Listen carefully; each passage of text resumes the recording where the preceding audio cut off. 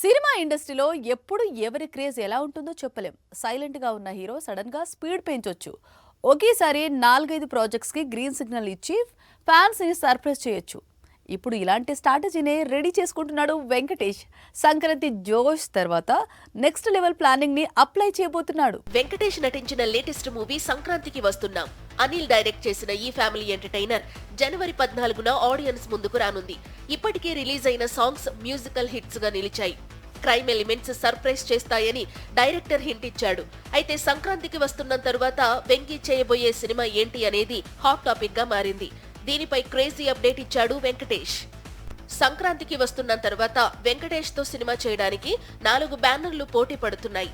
ఇందులో వెంకటేష్ సొంత నిర్మాణ సంస్థ సురేష్ ప్రొడక్షన్ తో పాటు మైత్రి మూవీ మేకర్స్, సితారా, వైజయంతి సంస్థలు కథలు రెడీ చేస్తున్నాయి.